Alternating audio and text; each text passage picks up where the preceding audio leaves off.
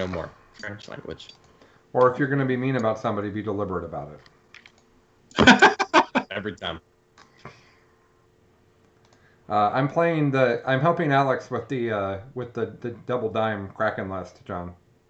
I do like that concept. I'm going to play it this weekend against Orcs. Mm-hmm. That's going to be really fun. Oh, the double dime. What's that? The double dime. Well, I would rather beat people with Tyranids than White Scars. Yeah. Has there been any consensus on how to pronounce the Dima, the dime, the Demacaroon? I don't know how to say it. But Innes tried to explain it to me, but Innes pronounces aluminum wrong, so I don't know that I can take his... Aluminium? Yeah, toss another I in there.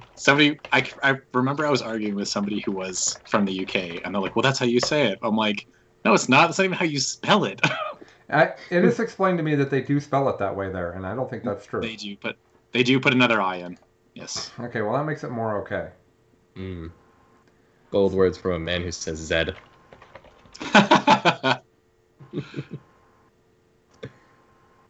Eastern Canadians say descending and ascending. And ascending is a word that makes me giggle every time in my work. As it should. As it should. Hell out of them. Mm-hmm. Oh my gosh. I was working at a winery today, doing like the outer finishing on it. And there was a bunch of like 40, 50 something women in there just getting wasted on wine. And they got real flirty at the end. That was an experience. Well, how could they resist the charm of Alex? Thank you. I appreciate that. I honestly, how could you? I think universally everyone agrees that Alex looks better with no hair. Even I agree now. Do you? Yep. I just needed some time.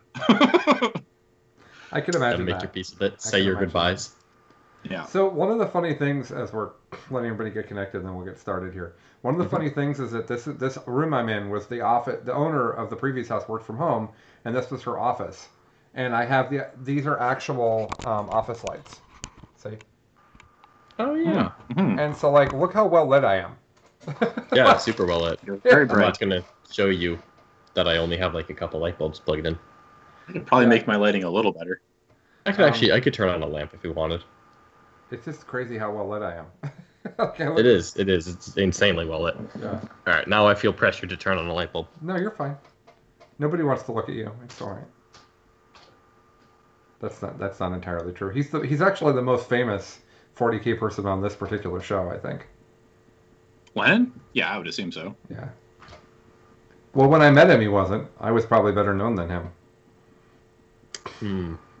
I heard the last end of that.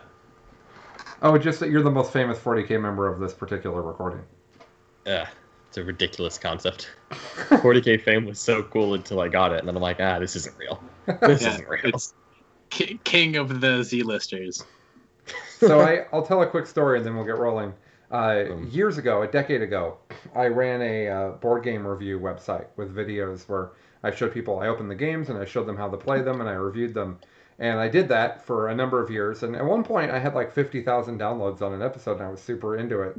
Years go by and I'm at a friend's party and one of his friends walks up to me and says, "Are you Colin from the board game show?" And it had been like 3 years. And I'm like, yes.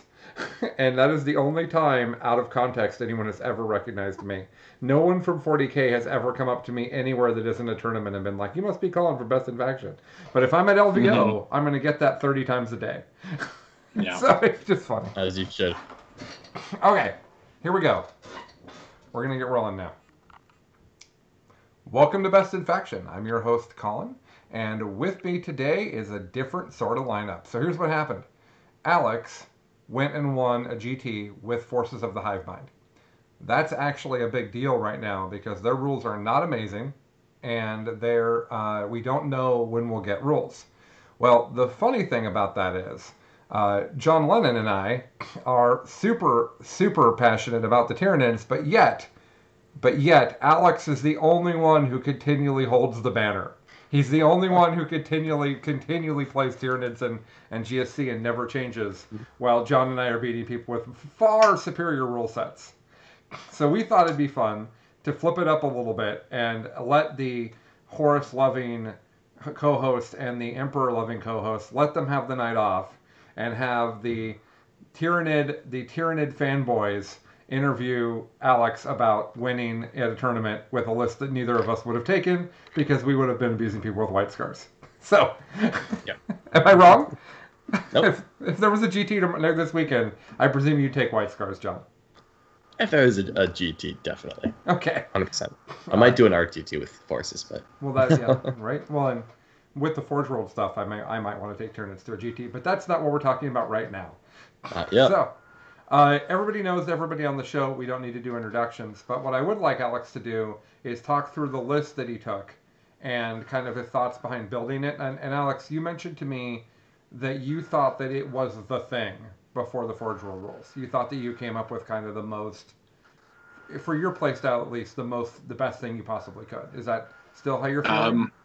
I still think that. I think it's even more so than the best list that I could come up with for my playstyle. I think it's just the best list that Tyranids and GSC can offer, because this list isn't really my playstyle. It's far more shooting than I would like to involve. But I just feel that for some reason, GW has decided that Tyranids and GSC should be a gun line.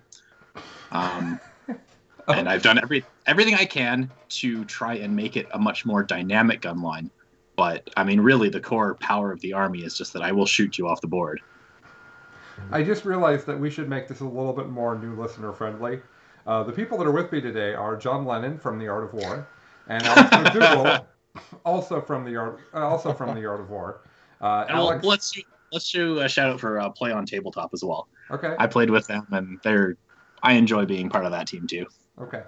Alex is just north of me in Western Canada, and both Alex and John are what we're now going to call OG Charity Hammer members. They were at the very first Charity Hammer.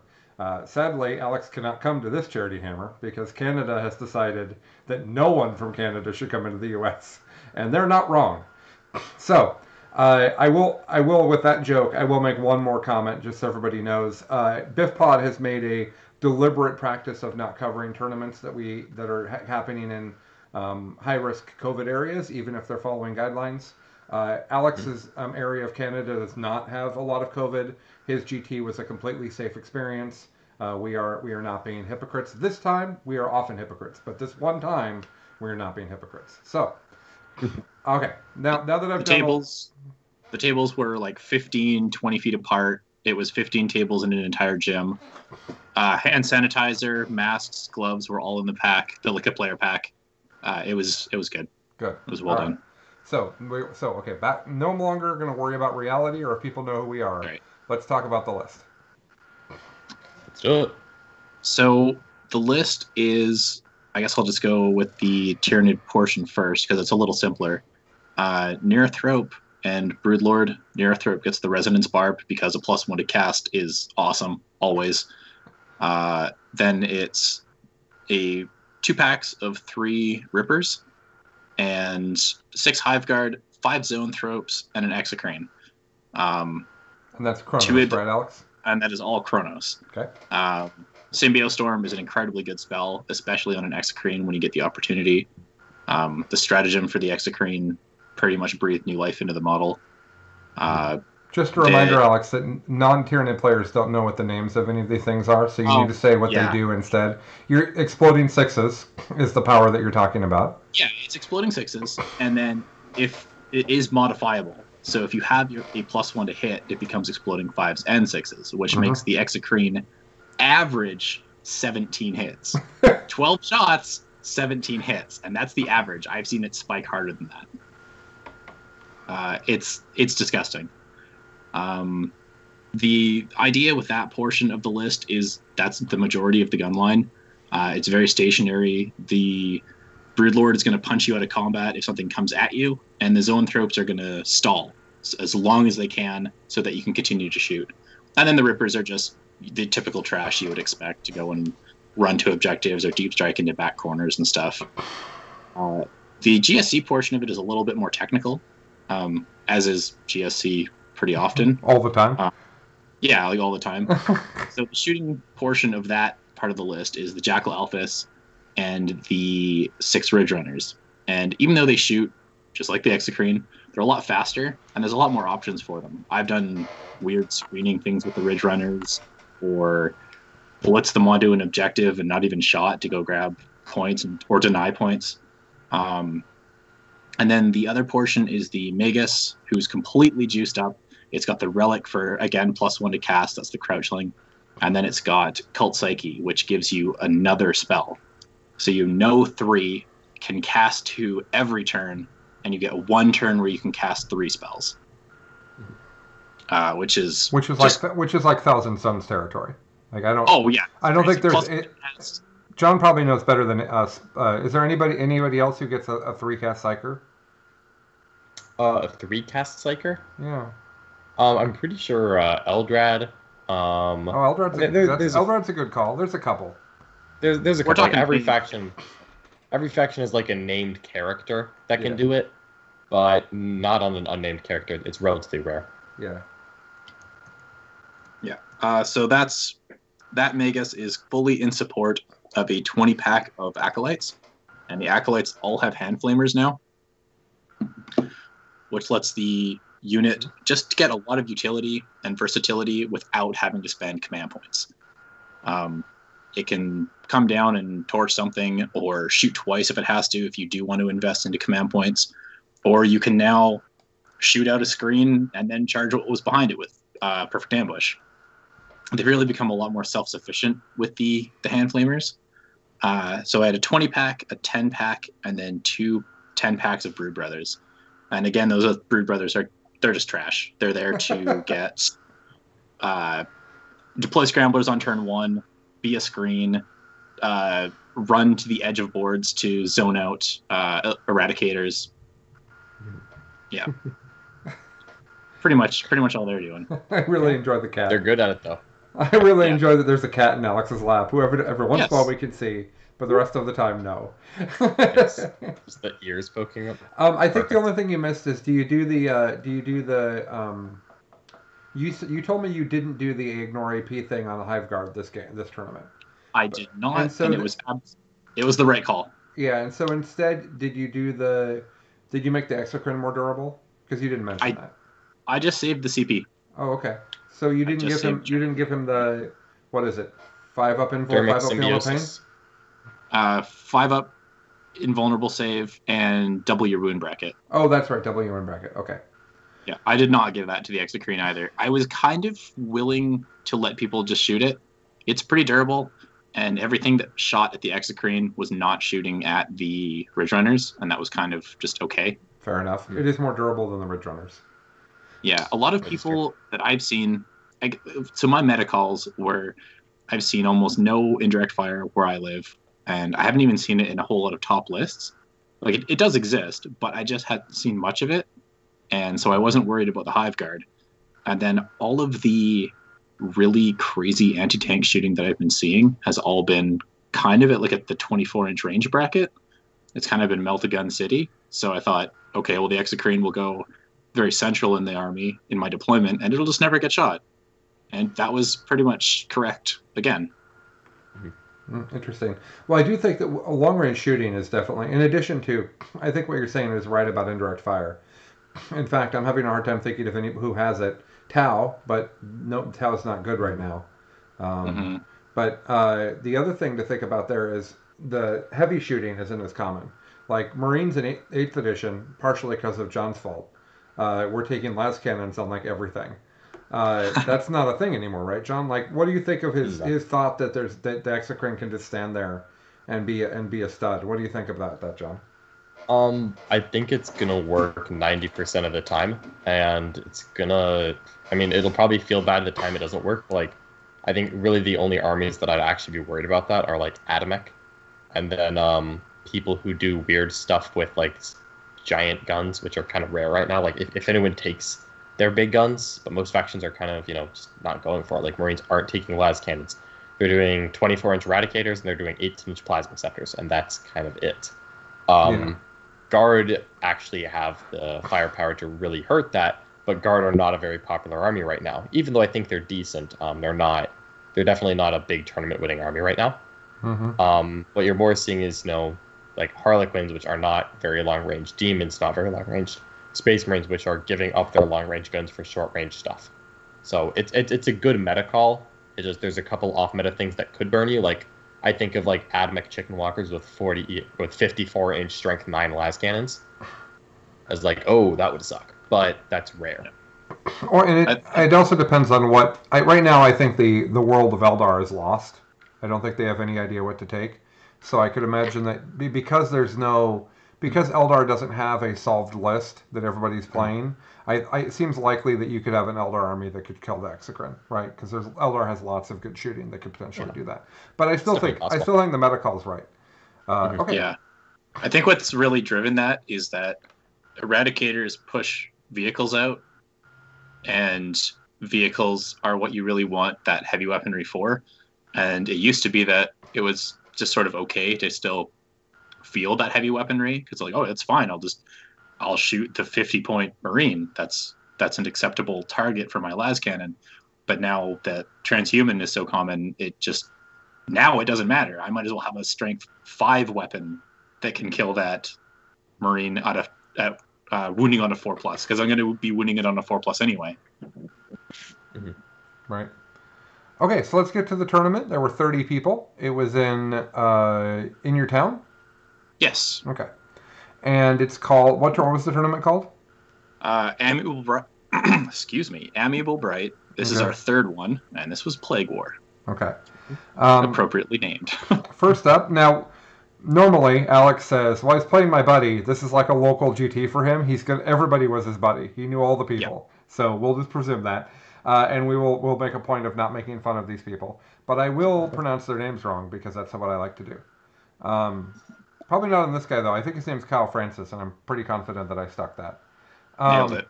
So you decided, let's get it off to a really good start. Let's play Marines. Let's just get going. We'll play Marines first. And what we'll do is I'll read through the list and then tell us about the game. And John, I want you to ask as many questions as I would. Let's you and Absolutely. I be the co-hosts here and see what we can't do here. So he has a battalion with Iron Father Pharaohs and a Primaris captain who doesn't look like he does anything but walk around and give aura. Intercessor Squad. Those are all look pretty normal. Vendread, which is unusual to see now, with a heavy plasma cannon, John. You like that, right? And then 3 units of 3 Outriders. It looks like they're bare normal stock gear. A unit of 5 Eradicators with their melter rifles. That's the lesser gun, right? Yeah, that's the cheapest. Yeah, and then Hellblaster Squad, which is 10 of them. And then a Leviathan, which John has some first-hand experience with that model. So I do. So Alex, how was this list for you? How did this game go? This was a game of just pacing. The scariest thing to me was the Outriders because they were so quick and they could get into my face right away. So they were just instantly my number one target. Because everything else that he has, don't get me wrong, that army is scary as hell, but it's scary as hell at 24 inches. And all of my firepower comes at 36. So it was very much like a slow, like I'm going to just keep backing up and taking space. And if I can like crush a flank, that's where the deep strikes will come in. I'll start getting points off of primary that way. He was probably a little too aggressive with the Outriders right away, which gave me the opportunity to get rid of them right away. And that took a lot of heat off of me. And then I could really play the game that I wanted to play. The Leviathan, I never shot it. I never damaged it. It eventually got into my face, and there was nothing I could do about it, but I tabled the rest of the army. I knew how stupidly hard that thing was to kill, and I went, fine, I'm just going to ignore it and stay 24 inches away from it. And he did exactly what he needed to do with it. He put it dead center of the board and literally beeline to the center of the board. So we had this gigantic 48-inch zone of death around him. And I was able to keep kiting him and keep that damage away. Did you go up on primary early, or did you need to claw back? How did that go? I did go down on primary in the beginning, but not by much. Again, as soon as the Outriders are dead, the very next thing was trying to get rid of his intercessors that he had scattered across the board for primary. But by turn 2, I was able to burn most of them out with the hand flamers. So he wasn't in cover then, I presume, because I would imagine the hand flamers don't want to flame Marines in cover. No, in that case, the board that we got was very dense cover, but no buildings. It was all like big spires and rocks. So all of the objectives were out in the open. Not necessarily that they could be shot, that there was like a clean line of sight to them, but that they had to be on those objectives. You weren't in any kind of area terrain. So they were sitting on a 3+, and then the hand flamers could do their thing. I think I just realized how good Hive Guard are in 9th edition. Hive Guard are disgusting. I think I just had a moment where like Hive Guard became completely clear for me because of how good the gun line, the lines of vision are, right? Mm-hmm. And 36-inch range on a smaller board. Yeah, if you can get a central area for Hive Guard on a Dawn of War deployment, you basically get to hit anything. It's honestly a really big deal. My first question actually is about the Space Marine list. Was it using the new Forge World rules, or was this was the old Leviathan? This was old Leviathan. Okay, because the new Leviathan can actually die, but the old one did not. So just want to make sure we're on the same page there. Yeah, it was the old one, and it was definitely a game of just, okay, I can't possibly kill this thing. I'll just ignore it. Yeah, awesome. So I like how you said the list, and you said Eradicators, which are kind of the big boogeyman that everyone is afraid of on the internet right now. And then you talked about the game, and you didn't even mention the Eradicators. Was this just like 24 inches versus 36? That's the end of the day. Like that was it for them. They shot Brood Brothers. A little bit. They did get a volley into the one unit of Ridge Runners. I was able to space out with Brood Brothers to make it so they couldn't come within 12. Okay. He did outflank them, and we were on Dawn of War, so that doesn't give him the most amount of space to work with. I had one side of the board completely locked out with my Rippers. Like pushed him way back onto his side, so that kept everything safe on that side, and he would have been able to bring them into the Hive Guard, which was obviously horrible. So I said, okay, let's give you Ridge Runners over Hive Guard, because if you're not getting your bonus from the melta guns, the Ridge Runners, they can kind of survive. The math gets weird. We do 7 damage with the first 2. We do, more with the third one, but I've only got 1 wound left. Like, that's fine. Mm-hmm. There's all those weird break points of like how the damage starts to stack into 8 wounds. And then a Feel No Pain could always burn them. Yeah, exactly. Okay. So it really sounds like the Eradicators weren't a problem. Was it as simple as that then? Well, I guess, how did your secondaries go? Because if you went down on primary a little bit early, was your list just significantly better at scoring secondaries than the Marines were? Secondaries was Deploy Scramblers, which is virtually impossible to stop, especially on Dawn of War with that colossal deployment zone. Yeah. Lying in wait, it's too easy. Yeah. Then I think it was Engage on All Fronts, which was very consistent, probably 12 or 13 points. And I think, weirdly, if I'm remembering correctly, I took Grind Them Down, because there's just so many little 3-man, 5-man, 5-man. Yeah. And usually one of those turns I will lose Grind Them Down, but it's a turn where I get to decide when it's going to happen. Exactly. I'm like, okay, I've got 4 Brood Brothers left over here. I've got 2 Rippers over here. I'll run to objectives and I'll sack them all and I'll lose them all. Yeah. And then I'm back in control of Grind Them Down. Yeah, like you'll lose like 7 units on one turn and you lose 1 or 2 on the other ones. Exactly. Perfect. Okay. I like it. All right. How was round 2? All right, round 2. He played against Necrons, and they had a custom dynasty, and I don't know the names, but I'm going to guess what they are. Okay. I'm going to guess what they are. Because it says Circumstance of Awakening and Relentlessly Expansionist. And I'm betting the Relentlessly Expansionist is the move before the game starts. And I'm guessing that Circumstance of Awakening is OBSEC. How'd I do? Circumstance of Awakening is actually like the category. Like instead of Successor chapter, they have Circumstance of Awakening. So there should be one other name, but I guarantee it's the one that's OBSEC, because you don't... Yeah, that one. Okay. So I was right. I just didn't know what words I was I only looking know for. 2 of their names, and those are the 2 that you take. Okay. So he had a Vanguard detachment, and it had a Cryptek, Mhm. Chromomancer, more specifically. He had an Overlord with the Orb of Orb of Eternity and the Resurrection Orb. Warlord trait is Implacable Conqueror. Sure. And then unit of 17 warriors, unit of 20 warriors. One unit has the Gauss Flares, one has the Gauss Reapers. So one is the Strength 5 shooting the shorter range, one is the Strength 4 shooting the slightly longer range. Catan Shard of the Nightbringer, who is an absolute beast. Lich Guard, 10 of them. And then 2 units of 2 Scorpek Destroyers, which I actually haven't played against yet. And 2 Doomsday Arcs. Okay. So, lots of shooting, not a lot of punching, except the Catan. And the Scorpek. The Scorpek destroyers are Are a they good amount of punching. They like to do the punching? Okay. I think they're strength 7 or 8, flat 3 at -4 or something like that. Okay. It's pretty serious business. Okay. This was a friend of mine who has been playing Necrons only for a little while and was very excited about the new codex. He had a couple misplays that kind of handed me the game, but it is still pretty impressive at what Necrons can do. The amount of warriors he was getting back was like it's so frustrating. He actually got first turn, and he was fairly aggressive with his deployment, and then he won the roll off for first turn is what I should say. And then he was aggressive with his movement, and then he gave the turn to me.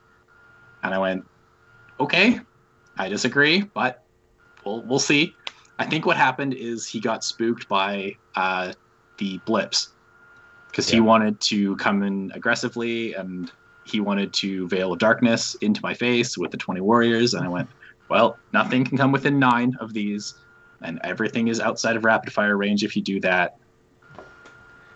Have at you. And whatever blip you veil next to, that blip is probably not going to be there anymore when I flip them over. It's going to be nothing. So I think I played defensively, and I kind of got in his head with it. Not intentionally. No, like I wasn't being uninformative for him. Mm-hmm. But I think he was like, oh, I don't think this will work. And then my first round, I started to do a bunch of damage, which was quite easy because he had deployed so aggressively. And then after that, he realized, oh, that was way more shooting than I expected. Now I really need to move into it. And he pushed a bunch of things forward, which gave me room on the back line to start dropping in. I think a big part of it, something that I didn't really realize until we got into the game, something I had theorized and then had proven for me, is that for Tyranids, Nightbringer is a bitch. Like, he just rolls over and dies. I let him get close enough and then went smite 3 damage with the Zoanthropes because they do like average 4. Shoot 3 damage, Broodlord charges and kills him. Okay, cool. 350 points is dead. I didn't take any damage from him, and I didn't even struggle with killing him. That's funny. So, yeah, some armies, I know Nightbringer is like the bane of their existence. They literally can only do maybe 6 wounds to him a turn. Mm-hmm. And if he can't be seen and he heals in his turn, he might go back up to 4, and you can only deal 3 to him. And it just goes on like that forever. Tyranids, not even an issue. And imagine if we had spores. Yeah, get him in the movement phase too. I spent a White Scars game of watching him hide in a building from me and then come out eventually because he's like, well, now I have to. Okay. Yeah. I think he's probably just too expensive. That's kind of how it feels, the Nightbringer. Yeah. But I definitely think he's something that the game will learn to cope with. But I definitely, if you're not prepared for it, yeah, he can like roll through your lines. Like Custodes, he is the terror of Custodes. You can only ever do 6 wounds to him. Everything he touches dies. Like, it doesn't matter if you have the Victor of the Blood games or whatever. He'll walk up to your captain and rip him in half in a heartbeat. And his new abilities are quite good. But yeah, against my list, his abilities aren't particularly good. They don't have the best targets, and I can easily deal 9 wounds, 3 in each different phase, like no problem. Mm-hmm. He also was aware that the Doomsday arcs were not the best thing in his list. They're so random. I think he had a turn with command points expenditure where he still only did like 4 wounds to a Ridge Runner. Like, that's an expensive model to do 4 wounds. But his army is absolutely gorgeous. Everything has been modded. His Doomsday Arcs are actually like walkers with like overhead cannons and stuff. They're spectacular. And he just really wanted to play them. Fair enough. I don't have any criticism of that. By the way, his name is Will Hellebrand. We didn't say his name. And he won the painting competition too. He won first place. Oh, good for him. Good for him. Okay. Sounds like we should move on to the next game. Absolutely. You played Marshall Reeves, and he was playing Custodes, like you just said. Yeah. Like you just mentioned. And he has a battalion here. It says Shield Host Shadow Keepers. I'm going to be perfectly honest. I don't know what that means, but it says that. Yeah. And then he's got Trajan, and then a Shield Captain on bike. Then he's got a unit of 5 Custodians with Sentinel Blades and Storm Shields. Another unit of 4 of those dudes. And then 4 Custodians with the Guardian Spear. 4 dudes, Custodians with Ballistus Grenade Launchers and Castellan Axes. Oh, those are Alaris Custodians. That's different than the Custodian Guard, excuse me. And then 4 Prosecutors who have, looks like their base gear. Vexilus Praetor, and then 5 bikes. Virtus Praetors are the bikes, right? Yeah, okay. So this is interesting because I haven't played Custodes since like September of last year, something like that. So this is a lot of stuff that I haven't faced. So yeah. This list was disgusting. What does the Shadow Keepers thing mean? I believe it's access to like their best defensive stratagems. Okay. If you're curious, basically what it means is that you you have a 1 CP stratagem to have -1 strength on all incoming weapons for 1 unit for a phase. Okay. There's like a warlord trait and a relic that you also unlock, but those are not traditionally taken, and they weren't taken in this list. That stratagem is the reason to be Shadow Keepers. Okay. And is that from Psychic Awakening? Is that where that's from? Correct. Okay, that's why I have not played it against Custodes post Psychic Awakening, thanks to COVID. Mm-hmm. In tandem with the fact that Psychic Awakening also gave them stratagems that weren't locked to that specific one of I ignore all your rerolls. I also have transhuman on certain units. The army just becomes almost unkillable. Like, it was nuts. I took my entire army to kill 4 of 5 bikes. And it doesn't get any better. Like, I don't want to shoot that thing with a 3+ invulnerable save. So I'll go here, and they'll pop this defensive stratagem. Okay, I'll try and shift to this new unit, and they'll pop a defensive stratagem. Like, it just goes on and on. The -1 strength, obviously, with the toughness 6 bikes, means that the Exocrine doesn't want to shoot the bikes anymore. It's just absolutely savage. He went first, which was brutal. That was partly what made this game so hard. I think if I go first and I can start to do a bit of damage and drag some command points out of him turn 1 before he even gets to objectives, the game is a little bit easier. But him going first, we were playing Vanguard. So the 4 objectives down the middle, and then 1 in each objective zone. He owned 5 on turn 1. And I just couldn't pull him off of them. All of my objectives were like run away and don't engage into him. It was engage on all fronts, deploy scramblers. And I can't remember what the last one was, but I think it was like, I don't want to be anywhere near you. I'll go hide in a corner and get my points some way else. It was a slog trying to burn through all that stuff. It's so defensive. It's so tough. And it's all objective secured. Like, you can't throw like Ridge Runners 14 inches forward and go and grab an objective away. Like, you have to kill them off the objective, and you're running out of time really quickly. He played it really well. He played like exactly how he should, which was just slam onto the objective turn 1, force your opponent into you. He has no shooting. I can outgun him all day. I could probably table him by like turn 4 if I had to, by never engaging with him. But I'm getting absolutely spanked on primary. It would be 45-0 at that point. Right. I can't make that back in 1 turn. So I'm forced to push into him. This is one where Bladed Cog which is my GSC. GSC, thank you, came in really handy.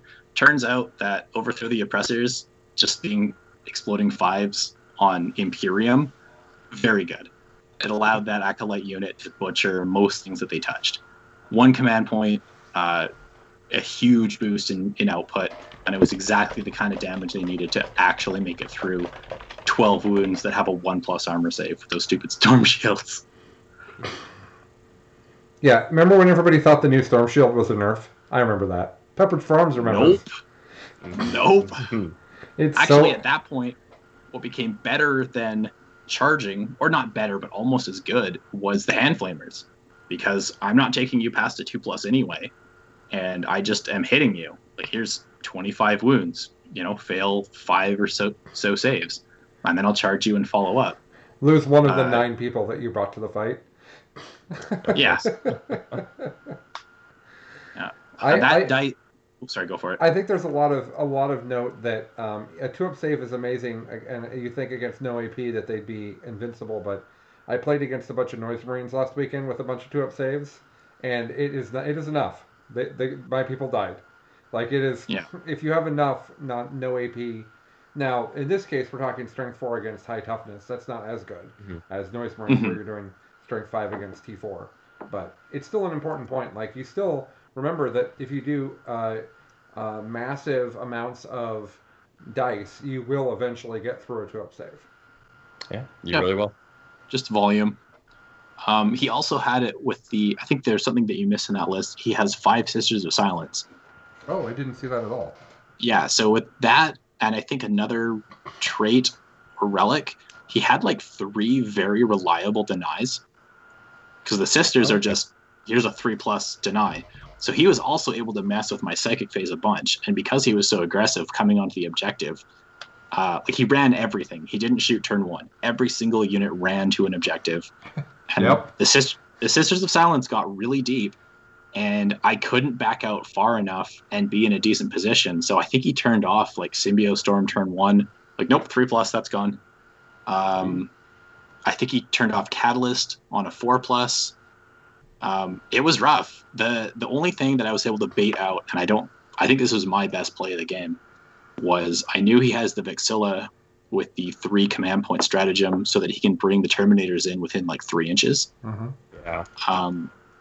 I actually ran the Zoanthropes and then onslaughted the Zoanthropes for a charge on turn 1. So I charged his bikes and I charged his Sword and Shield Custodes, and I had 1 Custode up against 1 Zoanthrope and 1 bike up against the other Zoanthrope, and they were like 20 inches apart, and it built a wall where the Vexilla couldn't get through and couldn't deep strike in the good stuff where he wanted it to. And I think that was the winning move of the game, because that game came down to a single dice roll. What was the dice roll? Does he shoot my last 2 infantry troops off the board, and I can't finish deploy scramblers in turn 5? I had everything tied up except for those custodian spear units in the back that had essentially done nothing all game, but except get him like 25 points. He was able to step 2 of them out the far side of a building. He had his 1 CP for the beginning of turn 5, so he shot them twice. He had 4 shots. He got like 3 hits, 2 wounds, and I made 1 of the 6+s because they're -1 AP. And lived with 1 guy there, and then he deployed scramblers, and that was the game. Wow. To put this into perspective, Marshall came second. He's really been playing his Custodes hard. He's really been getting better. And our game, like I said, came down to a dice roll, and he slapped the crap out of everyone else he played. Like, I think I had 370 battle points at the end of the tournament, and he had 414. Like, just obliterated everyone else he played. That list is hard as nails. I think there's an important lesson here from what Alex is saying that I think a lot of players, especially right now, are not thinking about it. That's all these conversations about the ATVs coming back from the apothecary, the Deathwing armies where everything has transhuman, custodes. People are so worried about how do I kill this thing that they're forgetting that you also need to play the mission. And that's how really good Tyranid players win. That's how really good players of any kind win, right? Like I've watched tournament games where you, John, don't engage your opponent at all. You just dance around. There was that stream game, I think it was a BAO, where you played Jim Vessel and the two of you stood on opposite sides of the table from each other for 5 turns. Like, Yeah. like you can. 40k isn't about how do I kill this unit. Like that's not what it's about. And so it's important to listen to what Alex is saying, right? He maneuvered around the board, and in the end, it came down to he had a guy left that could finish his secondary, right? Like the Neurothropes went in, and instead of trying to worry about smiting and doing damage, they went in and just were a multi-wound model with a 3-up invul that was irritating. That's all they did, and that was super valuable. And he thinks that onslaughted Neurothrope unit won the game for him. Yeah. And that's also why I think that Marshall played really well in how he played it, is that he doesn't have the most amount of speed and he doesn't have any shooting. So by that initial ultra aggressive move, he now plays to his strength, which is straight up durability. Yeah, I'm going to stand here and you have to move me. Yeah, before, you didn't have to engage me. Now you have to engage me. You have to come and get me. Right. And that is the biggest weakness I see with the Tyranids in general. So I think I've built essentially the most killy Tyranid list I possibly can. And I am cutting so many corners for I basically have the bare bones minimum screen and objective getters as I can possibly get to try and fit in as much power as the army can get, because it just doesn't have the same power that other armies do. I literally am taking the straight up killiest units I have just to compete, and then hopefully I can play with enough jank with the rest of the list to get me the secondaries that I need. And if as opposed to some armies where their powerful units can still be their janky units. Right. Like some super fast moving White Scars intercessor unit that'll knock the crap out of an entire squad and also advance and charge and consolidate into some little pocket and engage on all fronts and something else. Yeah, I think that it's a good point. And the other thing to think about is when you're playing an army that's more fragile, like a Tyranid army, you're also dealing with the fact that if you do get in a battle where you need to trade threats, you have to trade up every time. And that takes an incredible amount of finesse and nuance to do correctly. But I want to hear what John thinks of this matchup, because he hasn't had a chance to talk over you and I pontificating. It's a really interesting one. I've been playing a decent amount of Custodies recently. I'm a big fan of Custodies and their Psychic Awakening rules. On the one hand, I agree that Custodies, being able to bully the middle, be obstacle everywhere, be super durable is great. But also, you kind of have some of the damage output that they don't like to see. They really don't like the AP3 high strength stuff, because the -1 strength doesn't help against Ridge Runners. Strength 9 is just, there's nothing in the Custodies army that we're changing that to Strength 8 matters. AP3 they can't ignore, and it's always cutting them down to their invuln. So I can kind of, I don't know, I can follow along where you can definitely do enough damage to keep the game competitive. I guess what I'm honestly wondering about is, did you feel like he had enough unit? Do you think his problem was that he just didn't have enough units?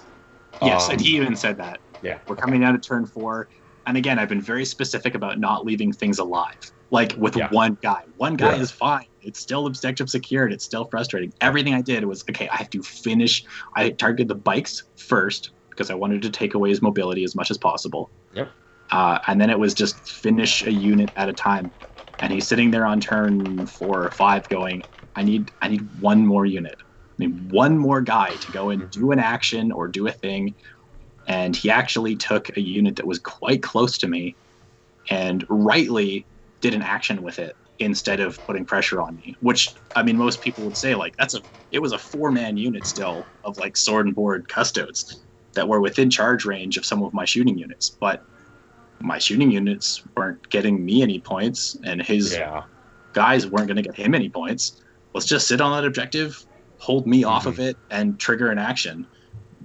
Yeah. Oh, cat! Ow! Oh, the cat's sneaking up on him.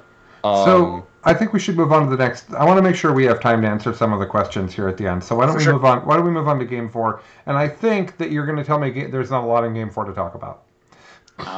Because other than that, I think his list is cool as hell. But his list is cool, and was it painted great? Oh, gorgeous! Yeah. This list reads like somebody who has a gorgeous army, because this is not. This is all cool stuff, but it's not. This isn't optimized for ninth or eighth edition. Um, so it's Eldar, which everybody knows that I love. Expert crafters and hunters, Farseer, warlock, and then another warlock, and then it has 3 units of rangers, which is rangers are still cool. That's great. Unit of 5 wraith blades, and then 2 units of 5 wraith guard, which I have not seen on the table in 8th or ninth edition myself. Actually, that's not true. Index Hammer, I totally played against Yannari Wraithguard. I remember that now. 2 units of 3 Shining Spears, 2 Wave Serpents, that I presume have the Wraithguard and Wraith Blades inside of them, and then a Wraith Knight. And if you take a Wraith Knight and you make it to the 4th round of a tournament and you're undefeated, you are going to lose that game. That's just... No offense to this guy. I'm sure his army's great. I'm sure it's super neat. I'm sure it's super fun to play.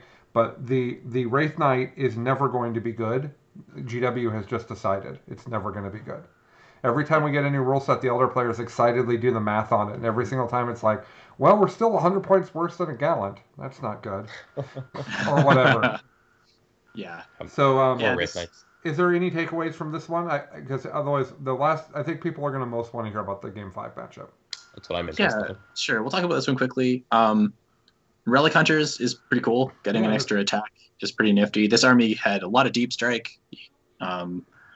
He had swapped out Smite for Ghost Walk as his spell, so he had his 7-inch charge at a deep strike. I think honestly he's a very good player. There's a core group that I used to play with all the time back in 5th, and they've kind of all come back into 40k in 8th and 9th. So they're all really skilled players. This is Marshall and Will and Corey Coble, who came 4th at this tournament with his AdMech. They're all like really excellent players. So this was also a mix of Ryan just knowing what he was doing and being able to outjank people, because I think a lot of people weren't expecting suddenly a very reliable Wraithguard charge that has an extra attack out of the entire unit. He jinxed what he needed to jinx. He protected what he needed to protect. But yeah, he played aggressively like he needed to. And in that case, because Eldar don't have the durability of a lot of other armies, I picked up the Wraith Knight turn 1. Once again, the Zoanthropes bailed me out of any kind of pressure. It was the only thing I gave him to charge with his Wraithguard. They held the Wraithguard there for like the rest of the game. And pretty much. And then I shot the Wave Serpents to death, shot the Wraithguard to death as they came out, and any of his backline stuff just got melted by Flamers. And then won 89-31. Yeah. In that one, the Rangers usually are very good at doing objectives and locking people out of deep strike, but you just can't lock out lying in wait. Yeah, for sure. So, is it fair to say that in the 5th round of the tournament you played the other best player there? Yeah, I know because it's Gary Sacco, and I know Gary. I don't think Gary and I have actually ever had a conversation, but I'm aware of him, and I know he's a good player. Yes. This is a Dark Angels list, and this is exactly what people are worried about. This list. So let's go through it, and then we'll talk through this game, and then after that we've got some listener questions. Yeah. Okay. So this is a patrol detachment, and it starts off with a Deathwing Ancient. And then a Deathwing Command Squad this one's got one dude with Thunderhammer Storm Shield and one dude with Lightning Claws. Azrael, Belial, who I've not seen in a list yet. A unit of TAC Marines who have a Grav Cannon, it looks like. Yeah, Grav Cannon. And then a unit of Deathwing Turbinators that have Thunderhammer Storm Shield in half of them. And then this is actually super mixed. Hold on. 3 guys have Thunderhammer Storm Shield. 2 guys have Chain Fist Missile Launcher Stormbolter. 5 guys have Chain Fist Stormbolter. So there's just a couple invuls in there. I guess if they get caught out away from Azrael would be my guess. Ravenwing Apothecary, who is a stud. And then a bike squad of 5 bikes. And then an Eradicator unit. And then a 3-man Eradicator unit. But then a 10-man Hellblaster unit. And then a Landspeeder Storm. So this is... I would say this is, John, I'll get your input on this, but I think this is 85% of what people have decided is the best thing. this is very close to what everyone's taking. There's probably 15% variance that's by what this person wants. You think that's about It's right? probably a little more than 15 because you're underestimating how stupidly expensive Hellblasters are. Okay. I was thinking I was thinking that the 5-man bike squad. Oh, it has an attack bike with it. I like the attack bikes. hmm So, okay. Yeah, but it's definitely in the ballpark. Yeah. And it's not like the Hellblasters are bad. They're just overpriced for right now. They're Space Marine bad. They're 27-inch range in Dark Angels. Yeah. Which they're the Space Marine version of bad, which is fine. better than most people get. Right. But this list is almost the whole list has transhuman. It's bringing dudes back with the apothecary. The banner is giving everybody obsec. This is a thing that you guys that are listening. You have to know how to handle this sort of list. This is something you will absolutely play. And for those that are screaming that Inner Circle needs to get nerfed, I don't see that happening anytime, even remotely soon. I think they gave Dark Angel something they can actually build a list around, and they're not going to take it away. I don't know. Yeah. We don't know. I don't know, and none of us do. But that's my gut, is that it's not going anywhere. It does feel really gross playing into this, though. Like, one portion of the army, a large portion of the army, is already just, you can never win us on better than a 4+. The other portion of the army can also become, you can't win us better than on a 4+. And the other part of the army, the bikes, can become a 4+ invulnerable save and -1 to hit with jank and stuff. It's disgusting. There's no good options to shoot at. We unfortunately had mission 5 of the Scouring, which I legitimately thought that was almost going to be an auto loss. Because I can't, again, it's the same thing with playing Nobody likes Marshall. that mission. That poor mission, nobody likes it. No one likes that mission. I can't stay in my objective. You got to hold 2. The fact that you had to hold 2 was actually my saving grace in that map.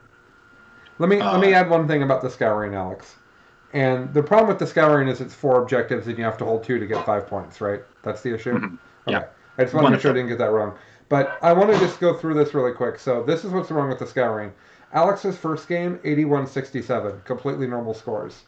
Alex's second game, 92-48. That's a smashing, but that's a very Nth Edition score. 70-62 is a very close game, but that's an Nth Edition score. 89-31. This game is 51-33.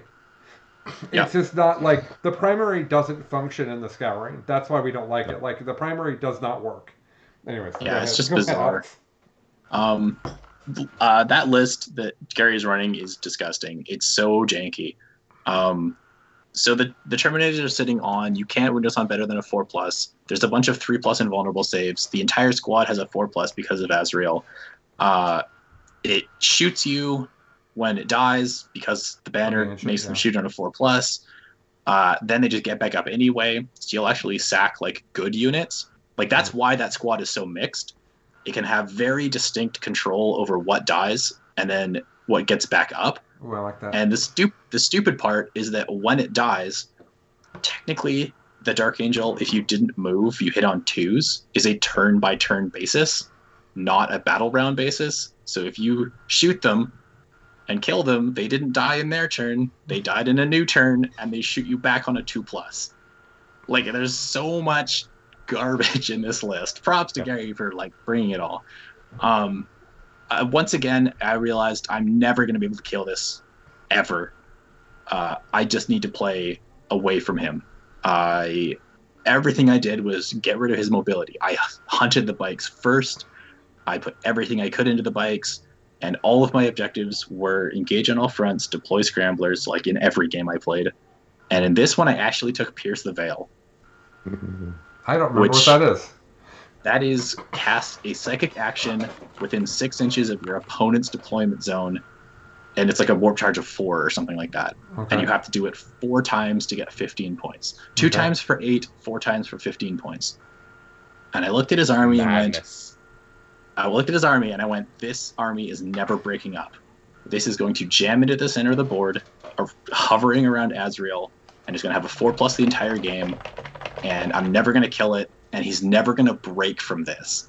I'm going to kill the bikes, and I'm going to kill the land speeder as fast as I can to take his speed away, and then I'm going to hide on the backboard, and he's never going to kill this Magus.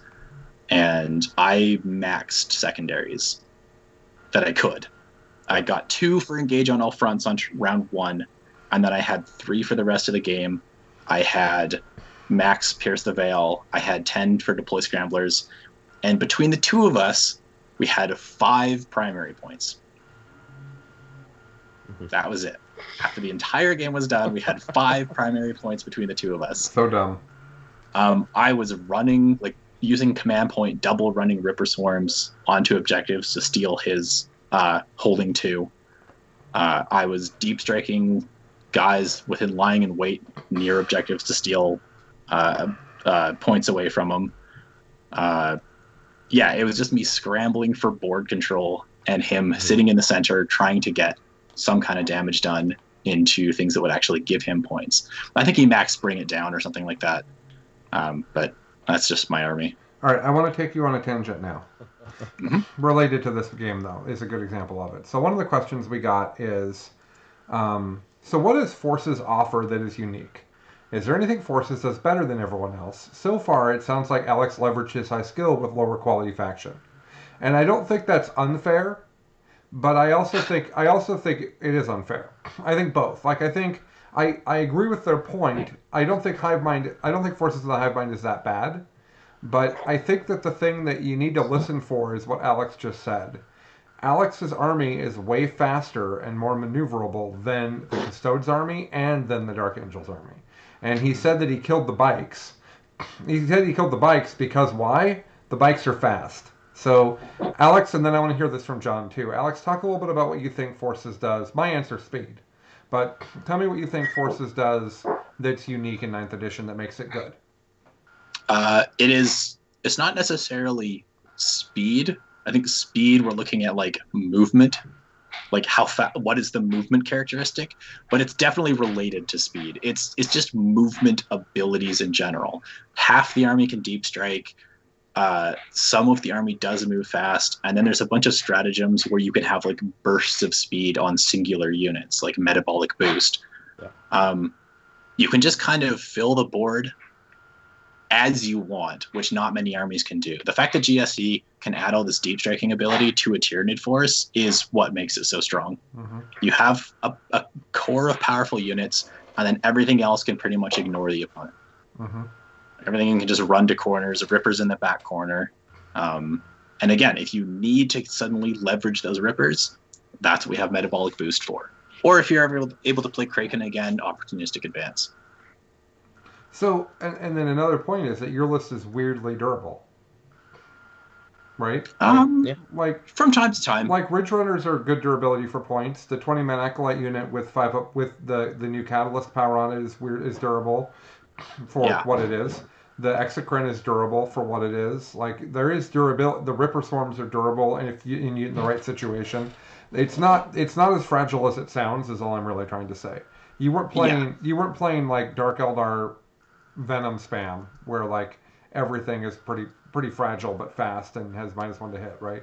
You have a bunch of stuff that's carefully maneuvering around the table trying to keep it safe, and the idea is that they can't kill you fast enough to defeat you from playing the mission. So that's my thought. John, what do you think Forces brings, or if you don't want to double up on what I said? I think that you have to look at the movement tricks as the best things they bring. They do give a couple of really good shooting options, but I don't think that they're tremendously better than what other factions can do. I think it's just that of the armies that have the insane movement tricks, I think they have the best shooting. And right now, I think that's what you look at, where Forces does have ways, they have units to accomplish damage in any kind of phase. You know, where you look at, like, if I'm thinking of, like, Forces as, like, one of the trickiest armies in the game, I would say Harlequins are the other one. And Gene Circle Tyranids outshoot Harlequins by a mile. And have better psychic powers.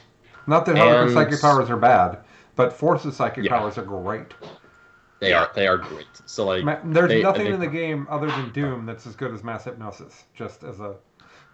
Oh yeah. Mass Hypnosis. It's got 3 abilities. It does. All in one. I totally talked over you, John. I'm sorry. What were you going to say? No, totally fine. I just think that Gene Circle has the most options and the most tools to leverage what you have. And sometimes it's hard to play Forces because, frankly, when you compare them to White Scars, you have less than those armies. So But does everybody else. Same as everyone else. But Forces of the Hive Mind generally has less good stuff than most other armies, if I'm being honest. But they have so many tools that if you're good with it, as we know Alex is, you can get your stuff in the right spot every time. You have so many different tricks. We have moves, double moves, advance and charge, double advance, double move again, deep strike, then move closer, deep strike closer, like deep strike then shoot. It's so many different tricks for movement that forces have. It's insane. That's where they're best. And if you want to learn the movement phase, forces is the best army to practice on. Once you play forces, if you switch to another movement army, it's actually easy. Like I know a lot of people, a coach who struggled to switch to White Scars from Iron Hands or Admech. But Colin switched to White Scars after having played forces for a while. The movement of forces is where they have the most advantages, and then playing a different movement army afterwards feels easy. Yeah, White Scars. That's a great point, because I haven't had a close game with White Scars. I'm 8-0 of games that aren't close, because once you learn how to play a finesse army and win, you are a better 40k player on any army you play. And Forces is the finesse army in my mind, and it's not just Tyranids is it, and also GSC is it. And Alex said, yeah, it's really a gun line, and that feels weird for Tyranids, but it's a gun line with some incredibly good stratagems and great deep strike and good movement abilities and powerful psychic powers, and advancing and charging a psyker unit that randomly has a 3-up invul when almost all the 3-up invuls from the game are gone, and throwing it into your opponent to hold them up for a while. There's a lot of tricks in there, and there is the other part that I do want to point out is Alex's skill is also a big part of this. The fact that Alex has only really played forces for ever 20 years, is a big deal. When I go back to Tyranids, I usually message Alex and talk to him about it at length, because he stays at the forefront of what they can do, and I wander off to other armies and then wander back. So I do the same. Yeah, it's actually why I invited Alex to Charity Hammer in the first place. I didn't at that time know that John was as diehard of a Tyranid player as he is, because he had been beating people with Harlequins, but at that time. But I invited Alex originally because I wanted to have someone who really understood Tyranids to be on stream. I really wanted that. So that's the answer to that question. Let's finish up your game with Gary, and then we'll ask a few more questions. Is there anything else to share about that game? Is it really just you outmaneuvered him and won a close one? That's what it sounds like. You're just faster than he is, and you just were able to do your secondaries better? Yeah. Obviously, the game was won on secondaries because there was no primaries to speak of. Because that mission was dumb. I did go first. I think if I go second, I might have actually got spanked. He can put so much more pressure on, and those bikes can actually charge me turn 1 because he gets a 12-inch move off the beginning of the game. So there was a bit of luck in that. But from what the cards were handed to me, once the first turn was in play, I do think I just simply outmaneuvered him, because I wasn't outmuscling him. That's for sure. There was no way. At the end of the game, he had 9 Terminators and all of his characters left, and I hadn't even touched the characters. And anything that even went near that ball immediately got crushed. I think Belial is -4 flat 4 or something like that. He hits harder than you'd expect. Oh man, anything that goes near him just gets exploded. So it was a game of keep away. So he picked the right secondaries and pushed me hard. One of the questions, Alex, is that do Dark Angels not have excellent denies anymore? The Psychic secondary you took seems dangerous against them. I'm guessing he didn't pay for Watchers in the Dark on his stuff? I don't believe he did. I guess I have a way to find that out, don't I? Where my Magus dropped down, he never would have been able to use anything to deny it with. Okay. Yeah. I was far, far away in a back corner. Hiding, as you do. I think what's worth emphasizing is that the objective placement of specifically the Scouring probably impacted this the most, because they're so clustered in the center. I think if Alex literally corners a Magus, I'm not aware of an objective that's actually within 24 inches of the corner. Nope. They're all right there, right in the middle. There might be one that's literally 24 inches away, but Azrael's not hanging out on the back end of an objective. He's trying to get to the middle with the ball. Yeah. Honestly, I think there's a universe where Gary tries to deny that and Alex gets 8 points instead of 15, and then he gets like 25 on primary instead of probably 5. Yeah, Yeah. because the important takeaway here is that both of them are scrambling, taking the objectives back and forth every turn. So We're just contesting. there's 4 objectives right next to each other, and if you hold 2, you get 5. He said that only one of them got 5 one time. So that means that Yeah. every turn is people throwing OBSEC and stuff, clearing people off, just going on and off the objectives the whole game. Meanwhile, Alex is off in the corner doing secondaries, right? Yeah. It's a good way to get it done. Yeah. I like it. Okay. So, we don't have. I don't think we're not. I was going to talk about new lists and the Forge World stuff today. I think I'd rather do another one of these after we've all played those more. The Forge World rules are incredibly neat, super strong. Alex is already a game in. I have a game this weekend with Forge World Giant Monsters that I'm very excited about. I'm sure John's going to play some stuff too. So maybe we'll get this game back together. Rather than telling you what we think is good, with Tyranids you can't theorycraft. You have to put stuff on the table and play it. So because it's so finessey, like I will tell you that Swarmlord is making the triumphant debut to many of our lists because of these giant Forge World monsters. And there's nothing that I'm as happy about as playing Swarmlord. There's nothing as happy as that. Mine's covered in glitter. Like I'm ready to go. So that's what we'll do there. But let's just do a couple of questions here. This one's not at all related to Tyranids, but maybe John's got a good answer for this guy. I need suggestions on how to deal with Custodes when using my Space Wolves. I'm in a Crusade League, and the person I'll be playing the most is using Custodes. I'm 0-2 versus Custodes with my Wolves, having trouble chewing through 2+, 3++. Honestly, the best thing you can do with Custodians and their defensive abilities is shoot them with units that can split fire easily. Me personally with my Space Marines, I use Plasma Scepters.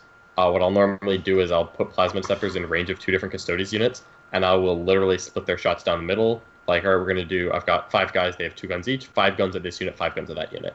Who do you want to use the defensive buffs? Yep.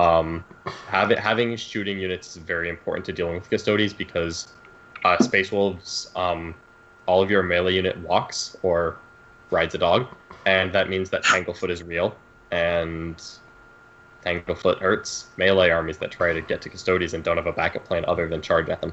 Mm-hmm. So I would really recommend try to get like some good shooting, and like mobile shooting is best against Custodians. That is a way to fire, because Eradicators are cool, but when they've got a 4-up invuln and you only have 6 shots, like, you may only do like 2 or 3 wounds, then they make 2 of their saves, and it's like, great, I killed 1 dude, or I rolled a 1 on damage, and now I didn't.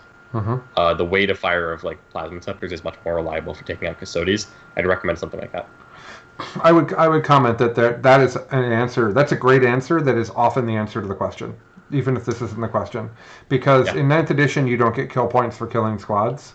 So unless you're worried about them holding an objective, like Alex's example against the Custode players, I can't let a dude live because he needs to not be able to hold the board and objectives. But in general, like people ask me, I'm one of the most experienced players against orcs, right? Chuck has played orcs a gazillion times. Chuck will tell you that I shoot equally into all units of boys at the beginning. Why? Yes. Because if I put a unit below half, it green tides back. And if I fight 30 boys, that's bad. But if all of the units are 20 boys, the game is trivial. Like, there's often situations where you just want to split your fire and weaken stuff. It's often the case. Yeah. Okay, next question. It was right here.